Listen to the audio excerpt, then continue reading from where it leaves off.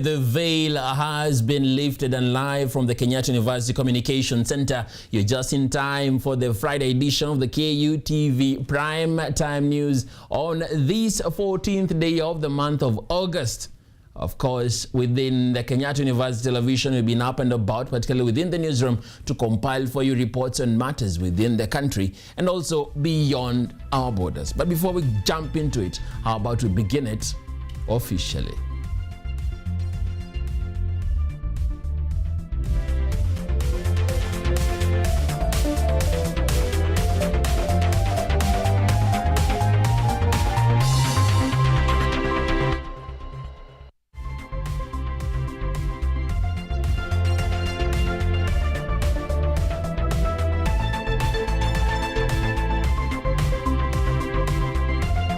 The broadcast, of course, I'm with my colleague Mutava Mwongeli on the sign language interpretation as we bid you to join us and be company as we go through our next informative session right here on KUTV. And we begin on matters of celebration, particularly concerning the Kenya Music Festival, where the 98th Kenya Music Festivals concluded with a prestigious state concert at Bungoma State Lodge, presided over by President Dr. William Ruto. The main annual event ran from the 1st of August to the 14th at the Kibabii University in Bungoma County, where a number of teams got to contest for various awards. Among the winners was the premier Kenyatta University Students Choir, crowned Best Overall University. Take a look.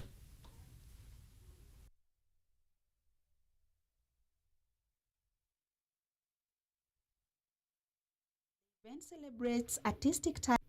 The 98th Kenya Music Festival concludes today with the Grand State Concert at Bungoma State Lodge. The event celebrates artistic talent and highlights the creative economy's role in driving sustainable development across Kenya through music. Hosting the Kenya's Music Festival State Concert, President William Ruto stressed positioning Kenya as a major culture and music tourism hub and reaffirmed his administration's commitment to monetize students and youth talents through the creative economy. It is in that context that we gather for the state concert of the 98th Kenya Music Festival. I am here not merely to speak to you, but also to listen. Adrian spoke from a podium. You have spoken from the stage through poetry, song, and dance. Education Cabinet Secretary Julius Ogamba reported that the festival drew 143,000 participants, including international teams from Uganda, and received President William Ruto's directive to disburse 500 million shillings to each participant, finalist, school, and institution. In that space, we have a bill that is pending now in Parliament that is going to be discussed, and I'm happy with the members of Parliament because it was read this last Tuesday. The Tertiary Education Placement and Funding Bill. This is a bill that is very unique and that will revolutionize the higher education sector. Professor Frederick Ngala stated in his keynote address that the festival serves as the premier practical application of competency-based education (CBE), bridging abstract classroom theory in the creative arts pathway with tangible real-world performance. The children of Kenya, herein present, will not forget that on this day you opened the gates of your residence and allowed them in. They will never forget. Your Excellency, sir, we are 98 years old, just 2 years short of centenary celebrations.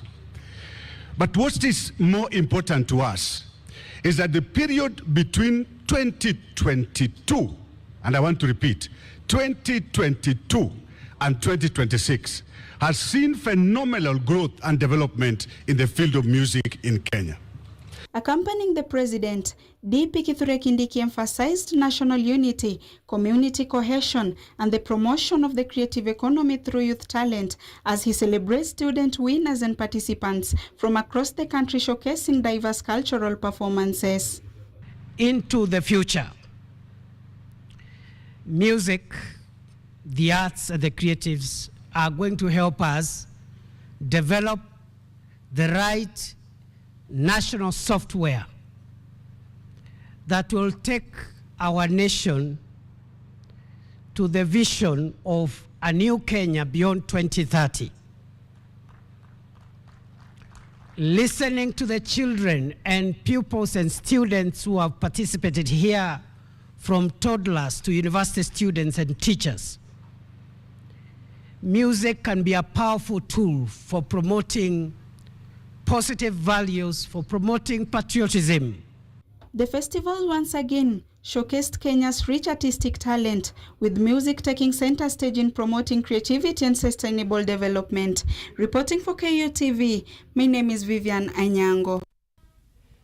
Thank you, Vivian, for that report from Bungoma County. Also, former Deputy President Rigathi Gachagua has urged President William Ruto to stop attacking former President Uhuru Kenyatta and instead confront him politically, saying Kenyatta has no plans to contest the presidency in the 2027 general elections.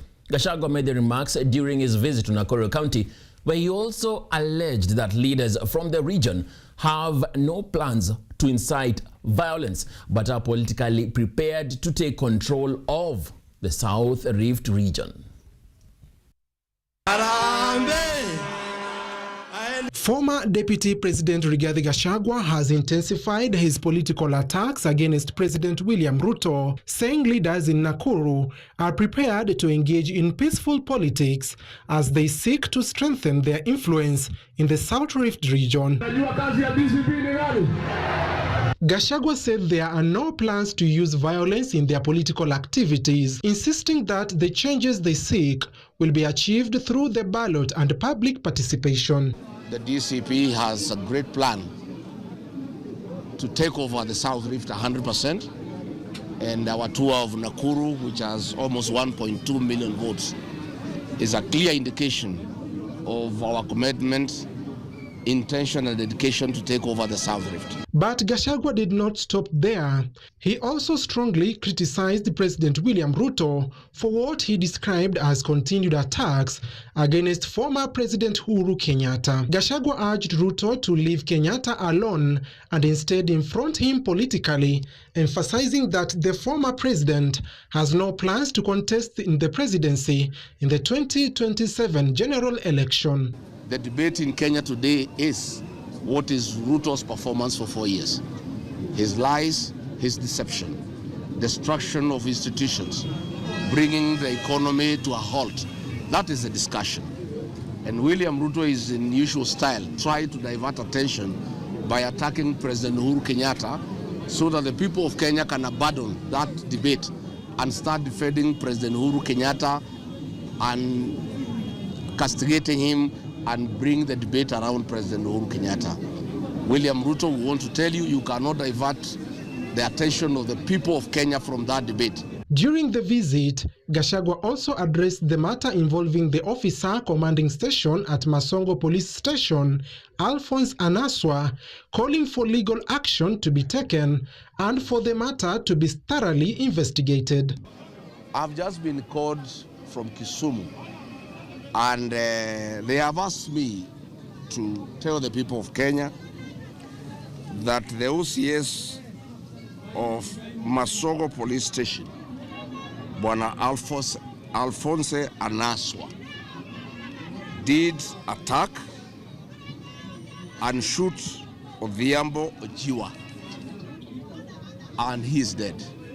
And this OCS is moving around like he has done nothing.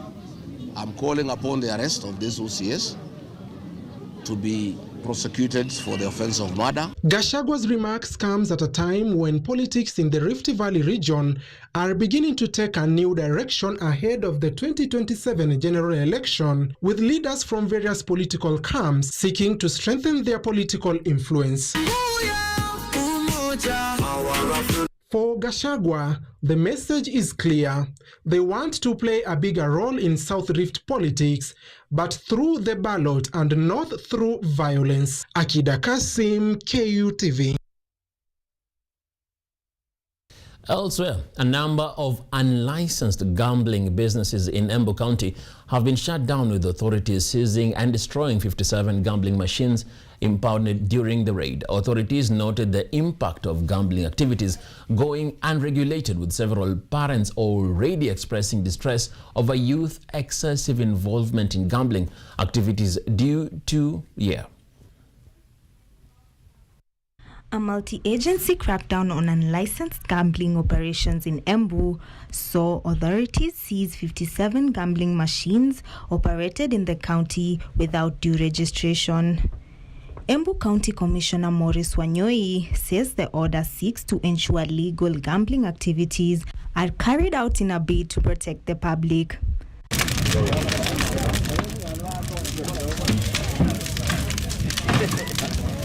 According to the commissioner, parents have been complaining of the rise of gambling amongst their children, some even reporting cases of theft at home.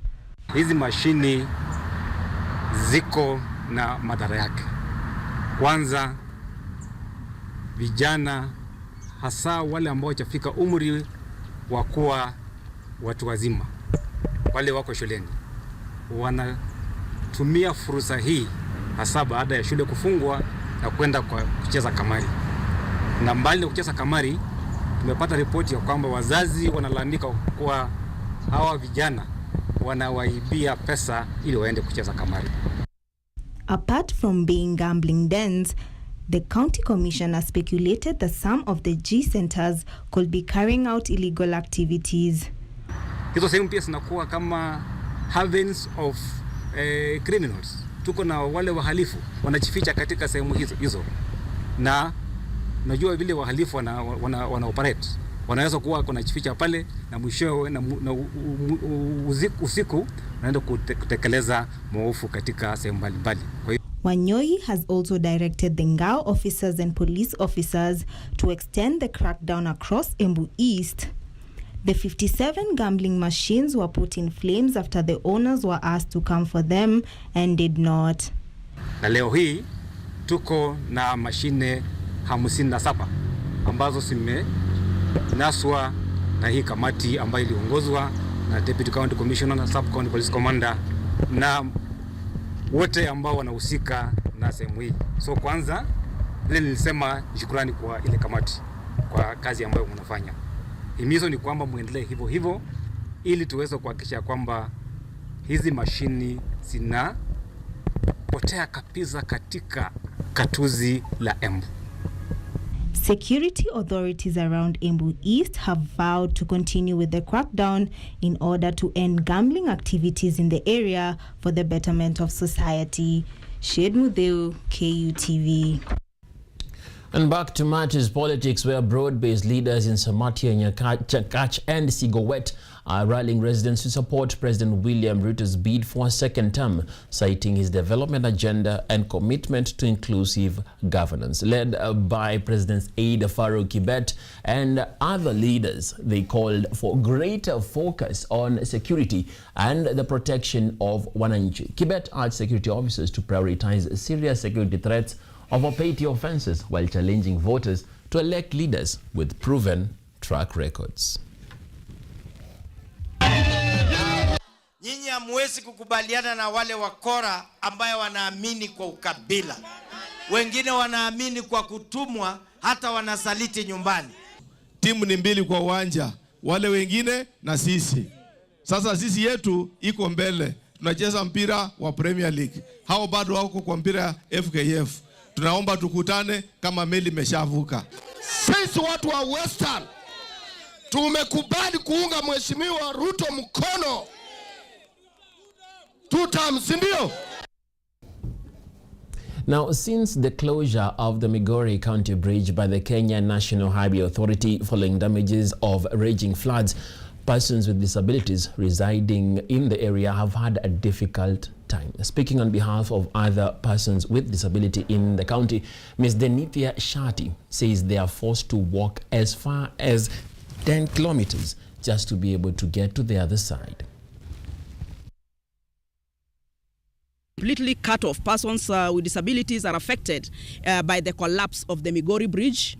Our leaders have tried their best, and we want to call upon unity of our leaders to unite and make sure that they quickly repair and fast track the repair of the Migori Bridge. You are very much aware that if anything happens, currently persons with disabilities have to walk long distances, through very thick, estates here in Migori to cross a distance of less than 1 kilometer. Wote katika Migori County wajitokeze nje wachukue kura, na wahakikishe ukishachukua kura ikifika wakati tarehe 10 mwezi wa 8 mwaka ujao ujitokeze pia upige hiyo kura ili tupate viongozi ambaye atatufanyia sisi kazi katika Migori na sisi kama walemavu. Now, residents of Kabare in Gishugu, Kirinyaga County have protested due to rising cases of road accidents along the Kiringa-Karia Road. The residents today flooded the road and carried a casket to metaphorically describe the alarming loss of lives through the recurring accidents. They claim the crashes have left several families mourning while causing loss of property and livelihoods. They are calling on the government and road safety authorities to urgently intervene, improve road safety measures, enforce traffic regulations, and address dangerous sections. Motorists have also been urged to observe speed limits and exercise caution on the roads. Hii barabara imekuwa tizo kwa maisha yetu, na kuna watu wengi wamekufia kwa hii barabara, na tunaomba serikali yetu na serikali, na tunaomba kupitia MP wetu wanje watuwekee mbabu. Tuko na more than 6 men wameuliwa kwa hii barabara, na tuna watu ambao wamekuwa viwete kwa hii barabara, na tunasema enough is enough. Enough is enough.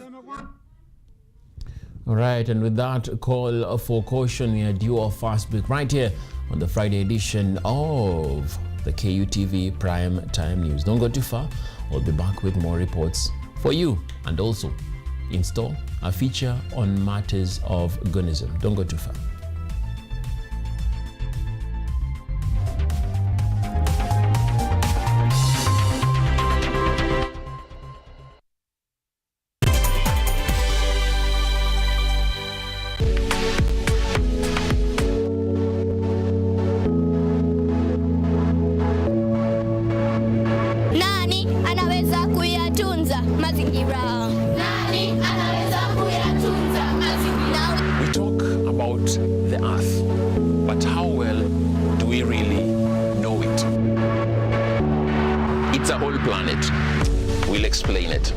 It's right to say that a proper environment means even better progress. Absolutely. On Earth Check, we move on various topics that touch on this mother planet. I really enjoy doing these activities with my peers and my organization. Beekeeping is not just about the bees, it's about our environment and the future of our lives. It is an open secret that if you don't take care of the environment, then the environment will take care of you. Judge of the Environment and Land Court. Looking on various stories and topical issues that affect us, that affect our dear planet. True care begins with understanding. Na tumepitisha sheria mpya kupitia ile Environmental Management Act. Sasa kwamba wakati unapewa leseni lazima utoe ile inaitwa bond, environmental bond. My name is Emmanuel Kutosi, and join me every Wednesday for Earth Check, where I'll be sure to keep you updated.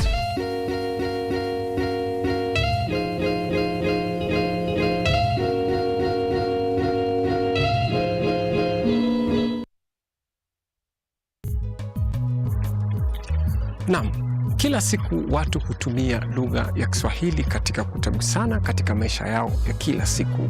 Si walimu, si wanafunzi, si wasanii, si wanabunge, wote kwa pamoja hutumia lugha hii tamu kamani ya Kiswahili. Jiunge nasi kwenye kipindi chako kipendacho cha Mawimbi ya Lugha kwenye runinga ambayo unaipenda sana, runinga ya KU.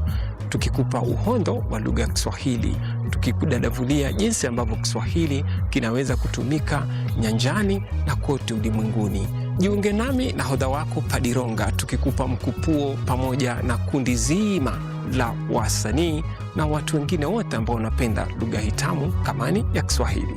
Kila siku ya Jumapili saa 2 usikose.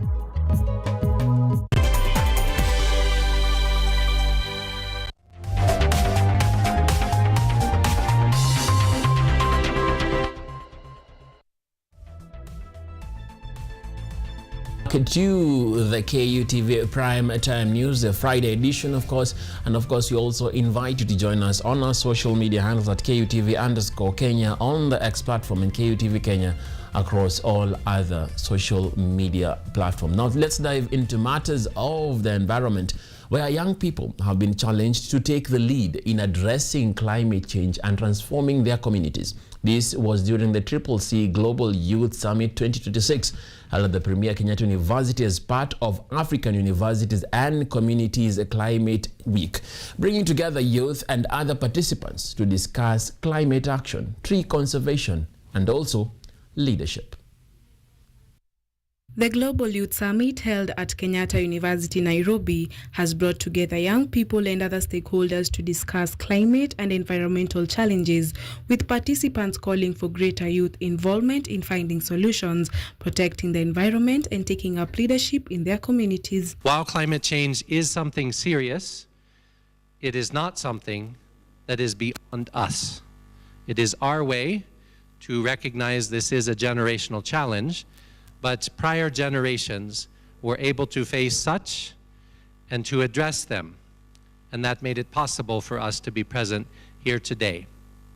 In addition to International Youth Day, I believe you have heard about a CCC campaign. The discussions also focused on challenges facing communities, including poor infrastructure, limited connectivity, and effects of harsh climate shocks. Young people were urged to take an active role in finding solutions rather than waiting for change from others. Roads, we're talking about infrastructure, simple infrastructure like connectivity. We're talking about everything that involves development in our rural areas. And we believe as young people are the people who will bring these solutions. When you talk about roads, when you talk about rural electrification, when you talk about network connectivity, we are not doing it for ourselves. We are doing it for our people, because we believe as young people in the university, we have all it takes to change these societies. So we are calling upon every young person. As the country pursues its ambitious target of growing 15 billion trees following President William Ruto's administration, the youth are also looking to grow a new generation of leaders ready to take responsibility for the country's future. For the Vuguvugu Youth Group, that future starts with young people taking up leadership. Championing for inclusivity. There is nothing for the youth without the youth. Wamekuwa sana kwa meza, wanatuongelea sisi vijana, wakisema shida zetu ni sisi vijana, as if we don't have mouths to speak. Tumeitana press conference because we can speak for ourselves. Inclusivity. Hapo hivyo kwa community, vile rais wa Vuguvugu amesema, we are going to support all youths who are like-minded, all youths who are visionary to get into spaces. For these young people, they are ready to use their voice, skills, and experience to champion development, climate action, while taking up leadership roles to influence decisions affecting their communities. I want to say that the 2027 elections are going to be very different. We are going to bring in change, and the young people who are also yearning for different elective positions, mine would be to encourage you to also join the political parties and to engage and ensure therefore that you take an active role, not just in registering but also in running. We would stop the criticization of age, and maybe we use our minds because they are very fresh, and we can give them good ideas and new fresh ideas, or maybe they can work with that. So let no one undermine us, and we are the power, and we are the Kenya, not the tomorrow Kenya. We are the present and the future. As Kenya plants trees for future generations, young people are being challenged to plant another seed, the seed of leadership, because while trees can protect the environment, empowered youth can determine how that future is shaped. Petra Faith, KUTV. Thank you, Petra, for that report. Now, as Kenya ages closer to the 2027 general elections, political goonism is once again raising concern, with accusations of youths being mobilized to disrupt rallies, intimidate rivals, and fuel violence. As the government and opposition trade blame, questions are emerging over who is behind these groups, why, are the youths being drawn into political violence, and whether authorities can stop the trend before it escalates. In this feature, we look at the roots of political goonism, its impact on young people, and the threat it poses to Kenya's 2027 elections. Vincent Karoli was able to file this report, engaged with actually goons and also activists to be able to get a comprehensive hold on this report. Take a look. Political rallies are often display of colors, slogans and competing ideologies. But beneath the spectacle, another side of Kenya's politics is emerging. Groups of youths accused of being mobilized to fuel violence. With the 2027 general election approaching, the re-emergence of political goons is raising questions over who is organizing them, who is financing them, and what their role could be in the next electoral contest. Political violence in the country is nothing new. Kenya's political history is filled with allegations of youths being used to intimidate opponents and disrupt political rallies, especially during periods of intense political competition. But what drives young people in the country to engage in goonism? Brian, not his real name, tells us that many young people are lured into goonism due to unemployment and poor upbringing. Vijana wana kazi. Hiyo ni kitu moja yenye nafanya wanasiasa wanawatumia vibaya, na nadhani sidhani ati pia ni kutumika vibaya pase juu siku na mavijana wenye pia wamepewa opportunities na au wanasiasa the same. Sasa ni kila kijana ni ajitambue na ajue anataka nini na ajue atatumikaje na huyo mwanasiasa. Brian further narrates that parents have a crucial role in shaping their children's lives from a younger age. A responsibility, he says, should be undertaken in collaboration with the church leaders and teachers. It starts from home. Yeah, how someone was raised, your background. You can't just take someone who's been intelligent, working diligently, and you subject them to goonism, you see? Yeah, it's how someone has been raised. Yeah, the influence of the parents, the schools they attended, the influence of their teachers. So yeah, background, the bringing up of a child, yeah, it has a lot of impact on how one decides to work with their lives, what they do with their lives. Brian says politicians who recruit youths as goons are advancing their own interests while exploiting young people. He urges the government and political leaders to address the root cause by creating more employment opportunities for the youth. Watu wanajua kitu wenye anafanya. Like, hata ikuwe ni Ruto ama nani, politicians wote ni the same. Na hawanaga interest ya mwananchi at hand, so interest yake ndio inakuja first. So hata life ya huyo kijana mwenye anaenda huko ka goon haiko kwa akili yake, ni yeye interest yake, shughuli yake itakuwa imepigwa ama haijapigwa. Gava inajua kitu yenye inafaa kufanya when it comes to unemployment. Gava iko na resources. Ni gava dispatch resources kwa mavijana. Gava ipe mavijana hiyo support, empowerment. Wezi nipea tu education. I need more. In Olkalau, during the by-elections campaigns, goons disrupted daily life, with masked men reportedly beating residents with clubs and assaulting others with machetes. The chaos also saw several women allegedly sexually assaulted, further deepening fears over the growing use of violence in political competition. He has declared economic war against the mountain. He has sent Moses Kuria to unleash goons on the people of the mountain. He has declared war on the community. But yesterday he crossed the red line. He crossed the red line. He sent armed policemen to kill our people, killed one and injured 20. He sent armed people to rape our women. He sent armed people to humiliate our people. As goons continue to disrupt political rallies, demonstrations and church events, opposition leaders on their side are accusing the government of funding and even sponsoring the goons. Huyu Murkomen umeweka wizara ya interior atachoma nchi hii. Because Wakenya watafika pahali wakatae. Vile wamama niliona jana, as we go towards the elections, Kenyans will say no. Na viongozi wetu wa usalama waelewe. Haya mambo mnaambiwa eti mnaenda kusumbua watu, unawezaje kuleta askari na tear gas kwa father? Hapa father anataka kuhubiri hapa eti sasa wewe umeleta askari na tear gas pale. Wanakuja kupiga nani? Kwaya. President William Ruto on his side vowed to deal with goons and gangs with the same determination the government used in fighting terrorism and banditry.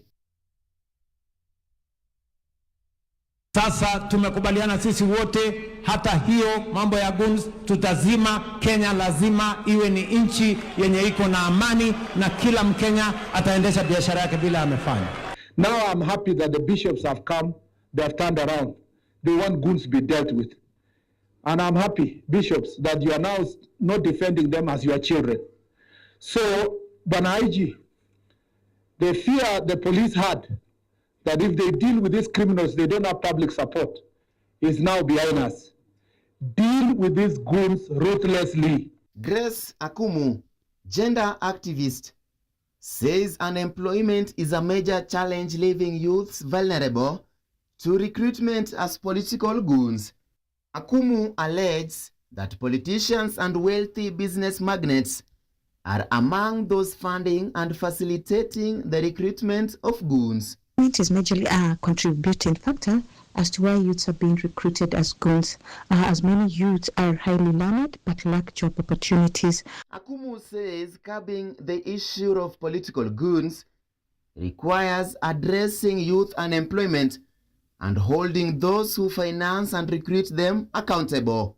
As to who is funding and recruiting these youths, the goons, what I can say is well-known politicians, businessmen, influential persons in the society, just to mention but a few. We've had names being mentioned, and names of politicians being mentioned, names of businessmen being mentioned, and we have goons who have either anonymously or openly admitted that they have been paid or recruited to cause mayhem. So this is something that should be looked at, because once an influential person's name is mentioned, this is somebody who sits maybe in the cabinet, the executive, somebody who runs business. And yet church leaders have also joined the call for action, with SEK Archbishop Jackson Olesapit urging authorities to take swift action against gangs accused of attacking and harassing members of the public. This will still be the demands Kenyans are making, that this culture must be brought to an end,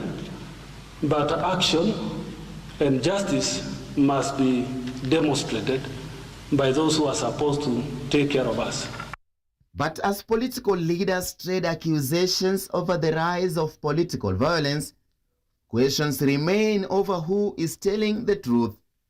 With the government and opposition offering differing narratives, Kenyans are left wondering who will take the lead in ending political goonism and restoring peace. Vincent Karoli, KUTV, Kenyatta Market, Nairobi.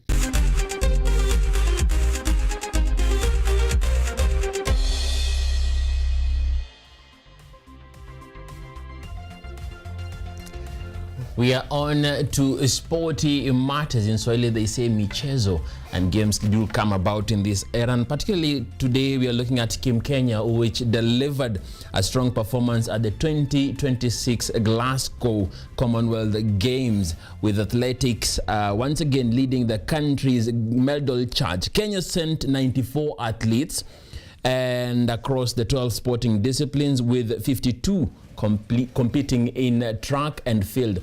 Edmund Serem led a historic Kenyan sweep in the men's 3,000 steeplechase, winning gold ahead of Simon Koech and Leonard Bett. Ferdinand Omanyala, Linian Odira and Timothy Cheriot were among Kenya's other major medal hopes as the team showcased the country's continued dominance in the middle and long distance athletics. Kenya sits 12th, having secured a total of 12 medals, 3 gold medals, 4 silver and 5 bronze medals.